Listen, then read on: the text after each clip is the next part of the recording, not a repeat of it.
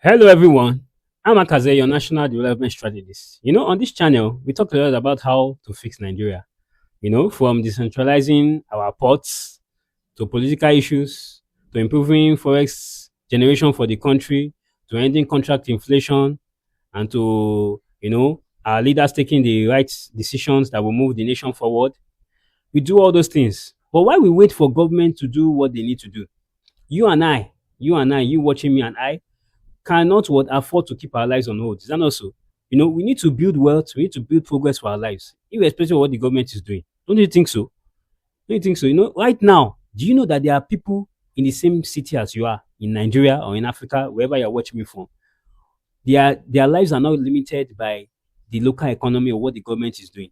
Yes, there are people like that. They earn big in naira and in foreign currencies. In fact, they operate like first world citizens, in a third world country like Nigeria. And they built their own mini empires or their own mini estates or mini states, where they, that function well while everything in the country is going haywire. Everything is in chaos. People are complaining, people are shouting. There are people who are what? They are making it. They are doing well, and that's why I personally do not believe what in Japa or belong to the Japa crew. People who feel that the only place where life can be better for them is abroad. No, there are people that are here that are doing far better than some people abroad. They are. Go online, go to Instagram, go to if you are someone that sells digital products or someone that sells things online. There are some certain platforms you will go to. You see people making millions of naira a day, millions of naira a week, selling things that in ordinary you will say, this thing does not make sense, but they're making a lot of money in this country. In this country. And that's, like I said, that's why I personally do not believe what in Japan, in the issue of Japan. Well, some people do, but I personally do not. So in this video, I'm going to breaking down some key pillars that will help you become a first world citizen in Nigeria or in Africa, depending on where you're watching me from, and how you can apply them today, to bypass, the limitations of a country like Nigeria. We are going to talk about mindset change. I'm going to talk about digital leverage. We're going to talk about, building your own personal infrastructure.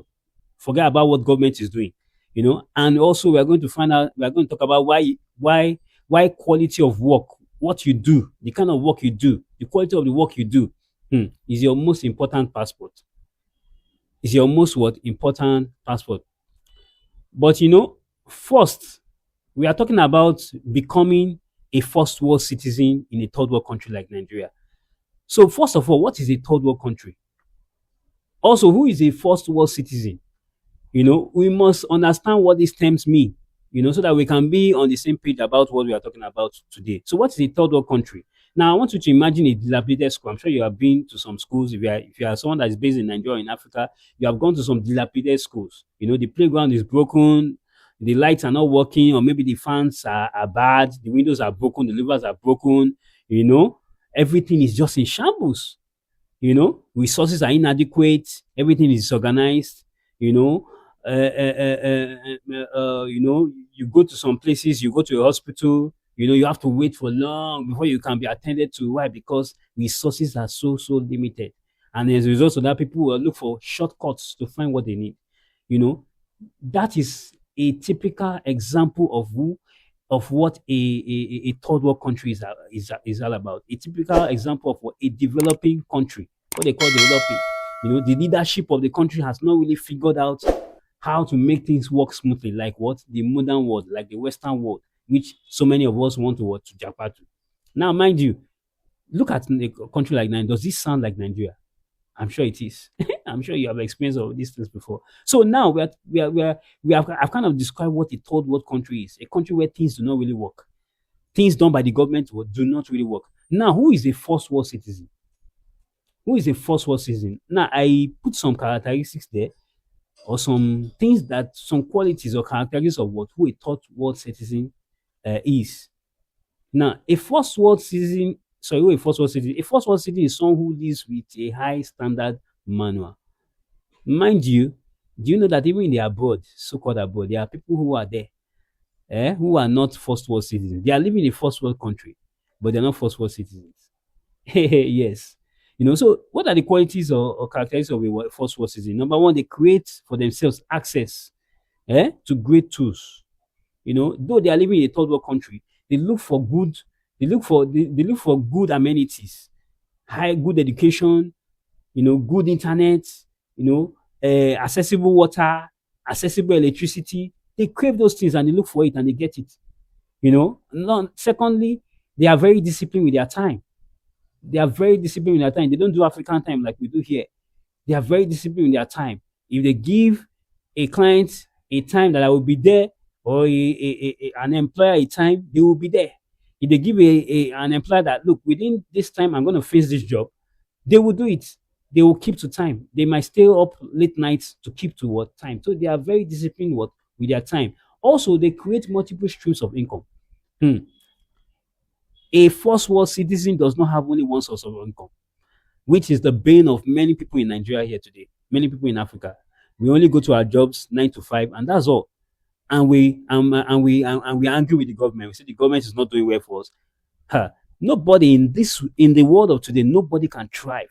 Nobody can succeed with only one source of income. I'm a testimony, or I have bad experiences about that personally.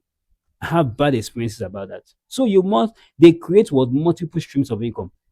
Also, they are diligent in their business. Everything they do, they are diligent in it. The Bible says that in Proverbs 22, verse 29, it says, seest thou a man diligent in his business? That's what the Bible says. It says that he will stand before kings and not before men. He will stand before kings. A man who is diligent. Someone who is going to be a first world citizen is going to be diligent in the things he does, in everything he does. Another thing about first world citizens is that they don't rely on the government for their prosperity. They don't. They are not waiting for the next election to vote out the government, because the government has not provided the things that they are expecting the government to do. No, they are building their empires. They are building their business empires. They are investing. They are doing whatever it is they need to do to build their finances up, irrespective of what the government is doing. They don't rely on the government for their prosperity. Yes, they don't. Also, they follow the rules because they know systems make life easier. Yes, they follow the rules. They are not lawbreakers. A lot of, you see, in our country, Nigeria today, we have a lot of people who are very outspoken about the government, but they themselves, they break the laws. They don't keep the laws. They don't keep the rules, but they are first to point hands to the government and say, government is not doing this, government is not doing that, but yet they are lawbreakers. No, you are not. You are a third world citizen. You are a third world citizen. The first world citizens, they follow the rules because they know systems will make life easier. Also, they don't just survive the day. They plan their year and the years to come. They are not living for only the day. We live by the day. Whatever comes today, we just say, tomorrow we take care. They plan for the years ahead. They invest, they save, they get knowledge, they build up their skills that, this skill is going to be profitable for me in the future. They begin to learn those skills now. They don't wait for the future to come to catch them unawares. Those are first world citizens. They also expect quality in everything they do. Yes, they love quality things. They love they love things that have high quality, and they also give quality in return. Yes, they demand quality and they also give quality in return. Now, the question is, looking at these qualities of a first world citizen and looking at what a third world country looks like our country, Nigeria, can you be a first world citizen? Can you and I be a first world citizen in a third world country? The answer is absolutely yes. Yes, in this digital age we live in, your geography, where you live in, no longer has to define, no longer has to define it no longer has to define your destiny. How you live, or your mentality, how you think. Yes, that's why I say it is possible for you to be a first world citizen in a third world country. I'm on the path to becoming a first world citizen, even in Nigeria. I don't plan to Japa. I don't plan to leave Nigeria to go and begin to work abroad or live abroad. No, I plan to remain in Nigeria, but to do better than many people who are abroad.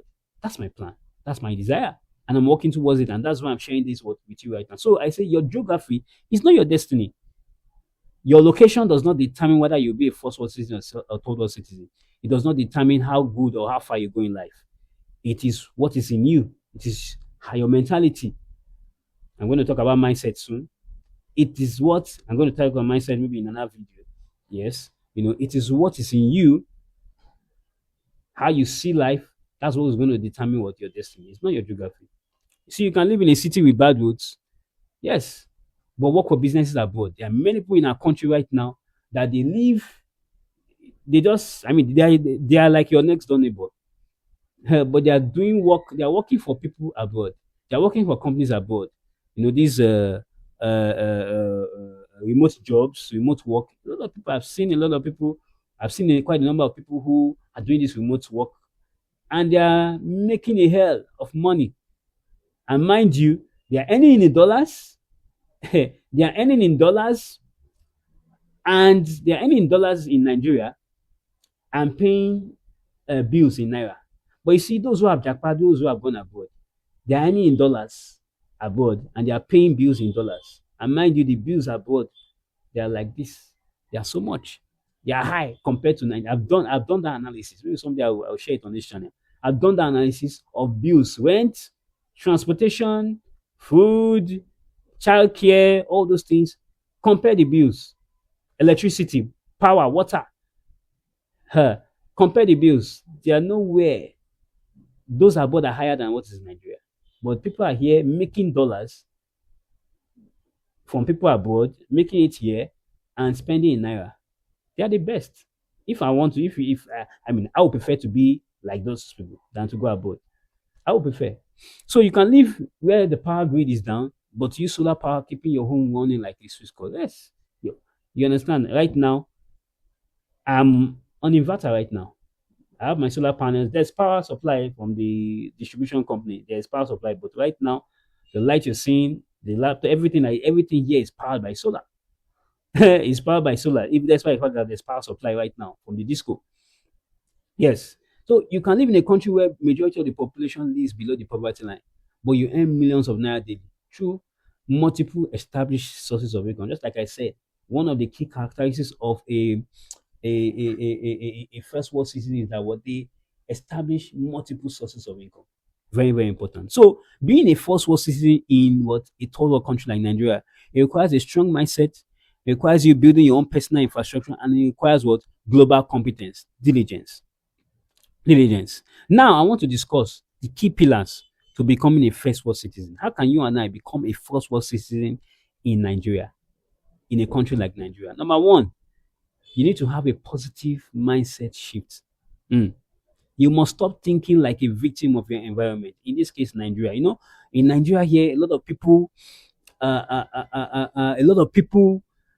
they say they are poor because of the government. They say they are poor because they are Nigerians, and that's why they want to go outside of the country. They say it is because of Nigeria, that's why I'm poor. But that's not the truth. That is far from the truth. Because even in Nigeria, there are people who are wealthy and they didn't steal.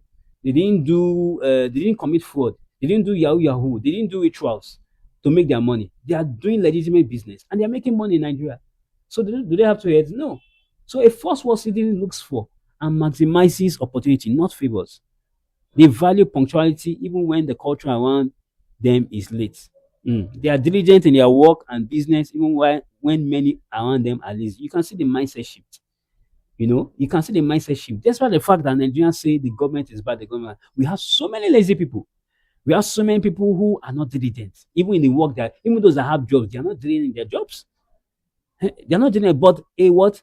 For you to become a first world citizen, you must have a different mindset. Any job you are given to do, you do it with all your heart, like the Bible says. They see opportunities where others only see problems. Very, very important. I personally, as you see me, where people are saying there are problems, I begin to look out for opportunities. So a first world citizen sees opportunities when people say there are problems. They are optimistic about the future while others complain about the present. Yes. Yes. They are optimistic about what the future while others complain. I've seen many people complain about Nigeria, but I made up my mind personally, I will not complain about Nigeria. I would rather look for the opportunities that are bound in Nigeria because I see it. I go on Instagram, I go on Facebook, I go on whatever place, go on all the social media platforms, TikTok. You see people taking advantage of the opportunities, the problems in Nigeria, and turning them into opportunities, turning them into money. So why can't I? Nigerians complain a lot about the problems in Nigeria. Well, others are cashing out on those problems daily. So the second thing is what digital leverage. Digital leverage. This is the secret weapon. If you can learn a high value skill like project management, coding, data entry, etc., package your knowledge and skills into digital products and sell them to the global market, you earn both local, that's third world, and both local and what first world currency while spending third world costs. Just like I said before, people in Nigeria who earn in dollars, they are spending in naira, which is a lower currency, but they're earning in dollars. You understand? Their costs are low. Their costs are low. The costs in Nigeria are lower than those that in the US or in the UK or in Australia or in Canada, but they are earning what dollars. How good is that? How good is that? One thing a lot of and I say here, I say one thing a lot of the Japa who are still here in Nigeria don't know is that what the costs and expenses in the first world are far higher than those of the third. I've said that. So it makes a lot of sense to earn first world currency while spending while spending third world cost or while making third world expenses. It makes what a lot of sense. I don't know about you, but for me, it makes a lot of sense. Now, another pillar to you becoming what a first world citizen is what building your own mini state or your own mini empire. You understand? Since in our third world country like Nigeria, the national infrastructure is unreliable. Do I have a solar? Why do I have a solar powered system in my house? Because the power supply is unreliable. Yes, so that's why I have a solar power system in my house. So I have a backup so that if the light goes now, I mean, this whole place won't go dark while I'm doing this video, you know? So since the national infrastructure is unreliable, it will force what citizens invest in their own. Solar for power, Starlink or MTN 5G for the internet, like what we have in Nigeria, private borehole for water, private security, health insurance, etc. You are essentially outsourcing the government, what should have been the government's responsibilities to private providers or taking over the responsibility yourself. So a first world citizen does not sit down and complain that, oh, why?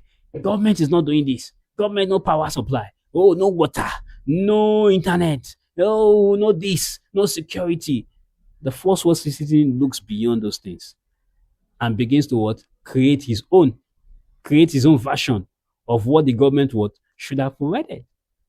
Yeah. Yeah. You know. Now the next one is what? The next pillar is what? The quality standard. I said it before. If you're a plumber, whatever it is you do, a plumber, a lawyer, a caterer, a meat griller. In fact, you know that meat grillers, they have become celebrities in our country, Nigeria.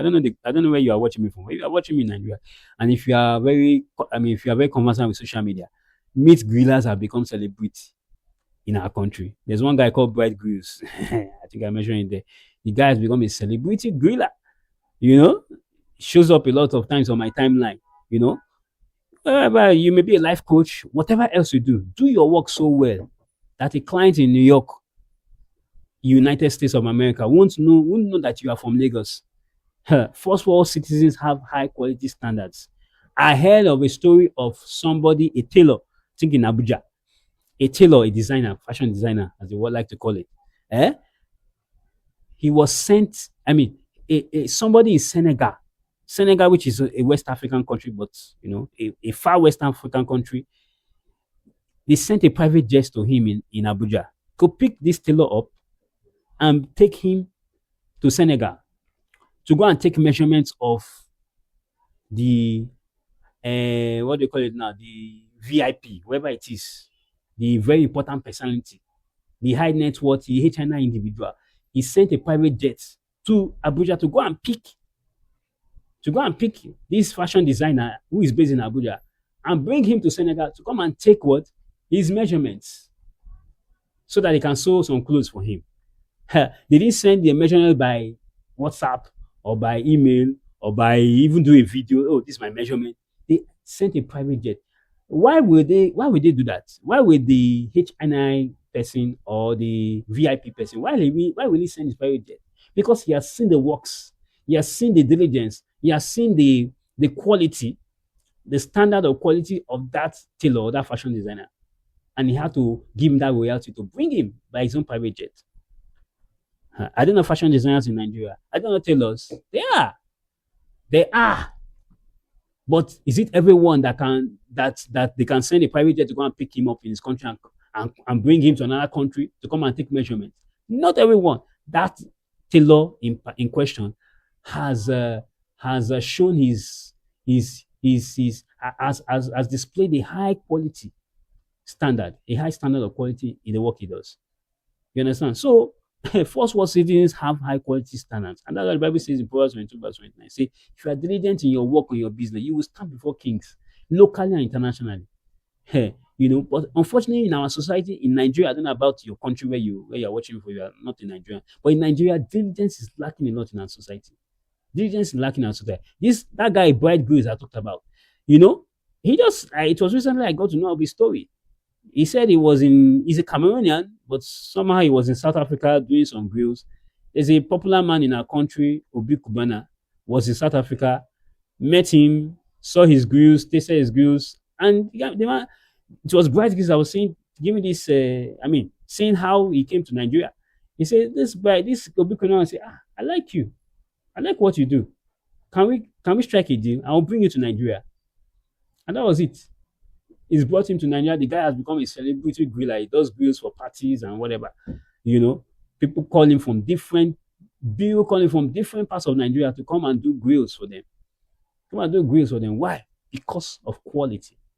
He had a good quality standard. Now, another pillar to becoming a first world citizen is what? Every first world citizen builds businesses that provide value. They say value is a currency.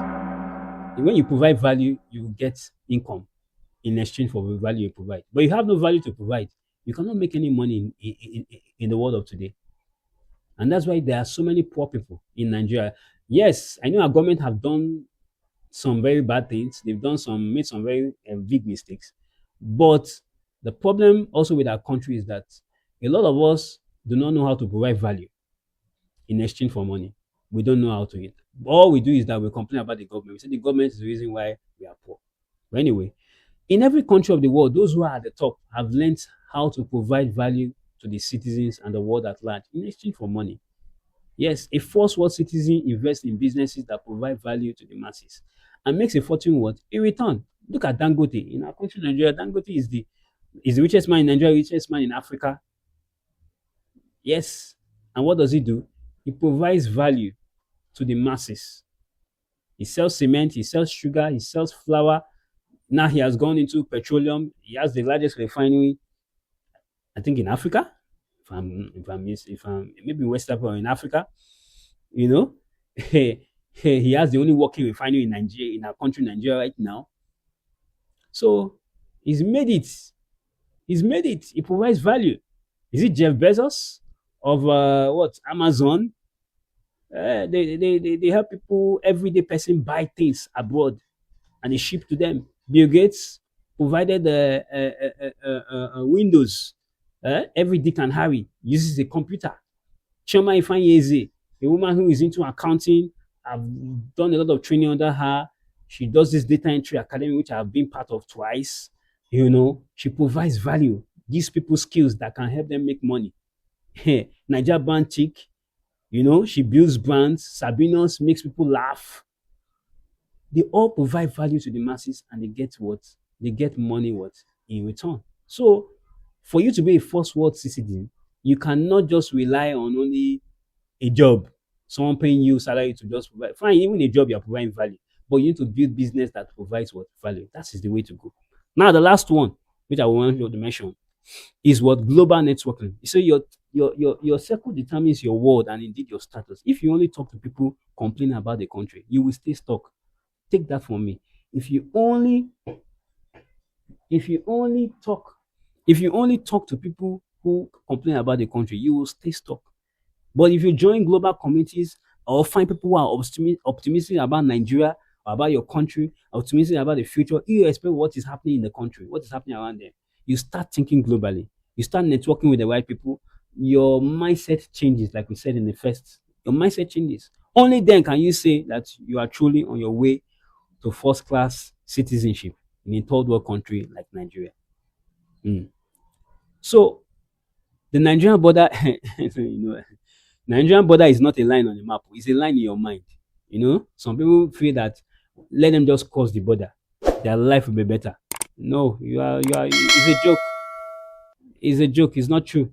You can start living as a first world citizen. you know, you can start living what as a first world citizen. Decide your work, make your money, decide your time and your surroundings.